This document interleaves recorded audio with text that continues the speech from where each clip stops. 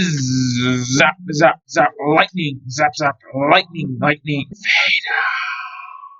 Hello everybody, it's me, the Lego Dude, and in today's video I'll be talking about the Lego Star Wars Ghost, which has just been leaked. It's numbered 75357, has 1,394 pieces, costs $170, will be releasing on September 1st, and will actually have the Phantom, which is an enormous win since it was widely thought based off most leaks for this set that it wouldn't be included at all in any set this year. The box art for this set is absolutely amazing, with a starry space background and a planet down in the bottom corner, and the Phantom also flying around in the background while the Ghost is at the very forefront of all of it. The teal color stripe that they chose to use for this set, and presumably the rest of the Ahsoka sets as well, is also very nice. And in the bottom left corner there's also an Ahsoka minifigure, which is most likely going to be the Ahsoka minifigure we get in the T6 shuttle, also releasing on September 1st, and overall I have to say it's an amazing minifigure. It has arm printing, which is still uncommon for minifigures, and a brand new, much more accurate headpiece than in the last version of the Ahsoka minifigure we got a few years ago. Moving on to the minifigures included in this set, we have First Officer Hawkins, who is a new character in the Ahsoka show and overall is a decent minifigure but mostly bare bones with hardly any special prints. Lieutenant Beta, who is also a new character from the Ahsoka show and in this set is a really good minifigure with a lot more prints than on the First Officer Hawkins minifigure. Hera Syndulla, who is probably the second best minifigure in this set behind Lieutenant Beta. Her son Jason Syndulla, who is a decent minifigure but like First Officer Hawkins is mostly bare bones. And lastly Chopper, who is mostly the same as the old version except he has some slight print updates and a white torso piece instead of a gray one. Overall, all the minifigures in this set are great, but for $170 only getting 4 actual minifigures, one of whom has short legs, is a massive disappointment. The Yavin 4 base, which is releasing on August 1st, costs the exact same price but has 12 minifigures. So the fact that we're only getting 4 here is a big letdown, even if they all are really good minifigures. Moving on to the set itself now, and starting off with the Phantom, it's downsized from the past version but still has a really good design and hits home on a lot of the things people would have wanted in it. However, one downside is the amount of stickers on the Phantom, with at least 6 from what we can see and at least 3 or 4 more on the other side, which is an extremely large amount of stickers to have for such a small build. Another thing which is a potential downside is that we don't know if a normal sized minifigure will be able to fit inside of it, since the minifigure inside of it on this picture, Jason Syndulla, is a short leg minifigure and looks like he barely fits inside, so it seems likely that a normal minifigure won't fit in there, which is disappointing.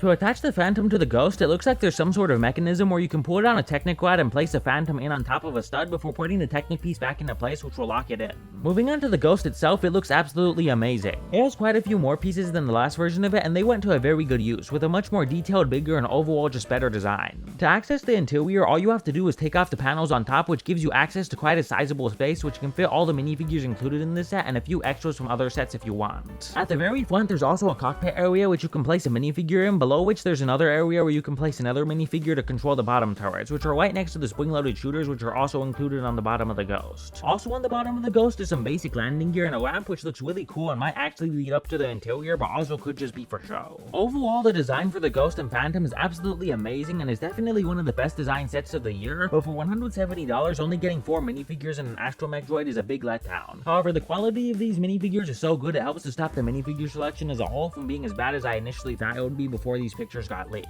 Currently, the Ghost is available for pre-order on Amazon.com for $160, so if you're going to get it, you should probably pre-order it soon or wait until sometime in late 2023 or early 2024 when it's on discount. It's definitely a lot more worth its value than a lot of other sets right now though, so getting it at full price wouldn't be that bad. Alright everyone, that is everything for today's video. Tell me your thoughts about the Ghost in the comment section down below. Do you think it's overpriced or not? Is the minifigure selection fine or a letdown? Overall, do you think it's a good set or a bad set? And one last thing before you leave, please remember to hit the subscribe button, ring the notifications bell, and leave a like on the video. Bye!